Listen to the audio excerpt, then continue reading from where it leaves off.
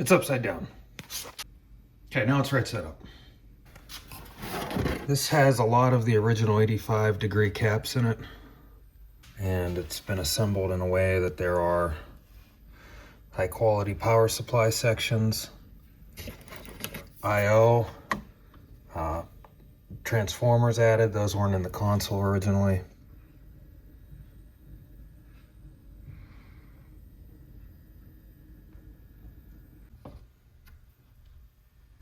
So I had this value. There's only 2 of them. We relocated them here. The rest of them we're gonna have to order online. Gonna get some new ICs too, so we'll go from there. Definitely had something burnt here. We got caps and op amps and all kinds of shit. We'll have this module done. So many pieces came out of it. I followed off the other one if I wasn't sure.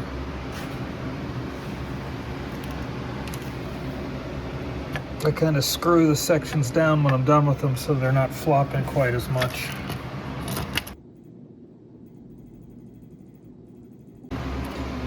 Another order in, back to work.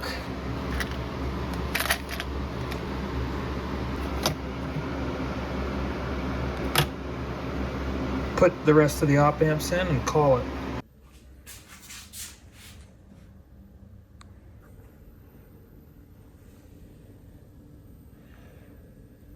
That reminds me of something.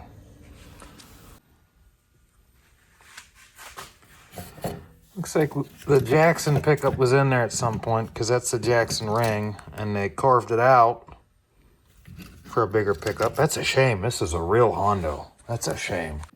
I don't care how cute it is, this shit's going. Call me Stevie Peavy. These sockets are going, they're shot. If you touch this board, it just stops working. So we're gonna reflow everything. Probably replace that resistor there, because for some reason it's missing part of itself. So I was told a crackhead did this. I would believe that. I think my issue, or the amp's issue, was this. Some of those pads were just totally cooked off of here. So they weren't even attached, really not making connections. So we're gonna have to do a lot of repairs here. There was a couple ring cracks, and then I also went and reflowed all of the pins here with fresh solder. Clean this down, so let it dry. We're gonna put the gold boys in.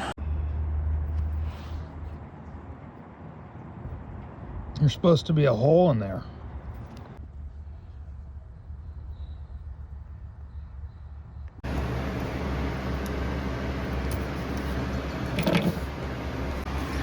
I showed this in another video, but after you flatten them, you bend the legs down. Now again, I wasn't being cute when I said a crackhead. Everybody throws that term around. I'm being serious. Some Delco motherfucker drops an amp off and says, fix this. And you ask them, why does it look like that? And they said, oh, this crackhead had it. They mean it. Rack 'em, rack 'em. I'm okay with that. See this here? Somebody did a line of Adderall off the circuit trace. The complaint was that this is janky. Is it the hot spot? Bad soldering on the end? The fact that it's been stood on so hard that the plastic's kind of messed up around the LED bezel? Or could it be that stuff's missing? Let's fix it all.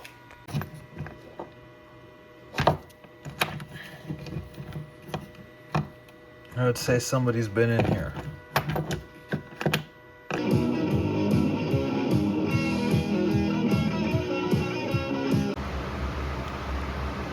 $5150 was busted.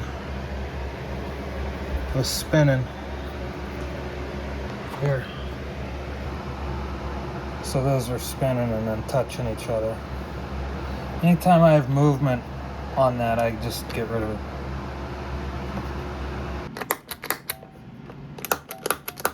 Confirmed ops. Okay, I'm gonna release it here in a second. Show me what your fingers are doing to this. Ready? Yeah.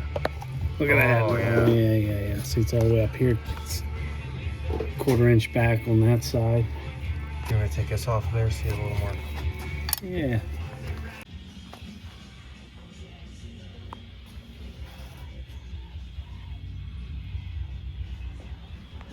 Pigman diaper off the fretboard. Guess the guitar. All right, there you go. This is 30 years worth of hand crust. Ready? Yeah, deep sea diving. You see all that? Ew. Moshe says no. But Cody already said yes, so now we gotta figure it out. There's that bearing. I don't think you need to buy a whole cam. You just put the bearing in there. Yes. Yes. See the chatter? It's from the tip of that spring. Walking on there. What happens is that ear of the spring right there will dig into the conical tip screw and start shearing the edge of that screw off, and then it'll get stuck in positions that it's not supposed to be in. Use your tremolo and find out. Go ahead, argue about it, but use your tremolo and find out. That's a fact. So when you use these kind of screws, you get a little bit better torque spec, and the spring doesn't bite into that head because it's the same roughly circumference of that spring opening. The smoke is cleared. Let's rinse these out. This isn't really meant to be instructional, but if you take the whole thing apart and soak it in white vinegar, so that bar gets cranked in with these 6 on it.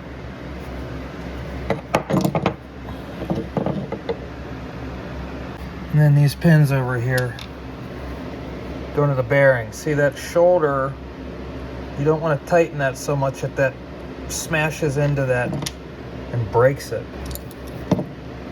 Those are replaceable. Those usually go bad because somebody's uncle goes, yeah, I got an Allen wrench in the garage. And then this doesn't really move and it's cranked and the bearing's busted. And then when you let it loose again, it kind of sits in there messed up and it clicks. So it kind of sits in one of 2 positions. So you want those to be smooth. So you roll the springs out of the way. You get that cam on there and you get it pretty centered in the frame between the sides. You want no play in this side to side. Now that doesn't mean crush the bearings, but you'll feel it when it's too tight and you kind of got to tighten one side and push it, and then it'll be perfect in there and perfectly taut. It takes a minute, but you can feel that it moves freely. And again, it's not a maraca. You don't want it to shake. A couple casualties, the grub screws are stripped. And I might replace this saddle. The fork. It's pretty much gone. He gone.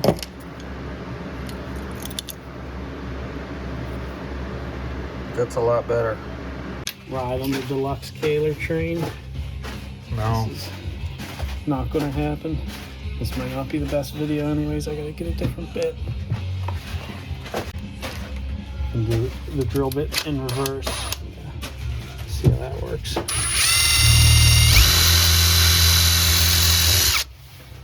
Nice clean hole. These are fun.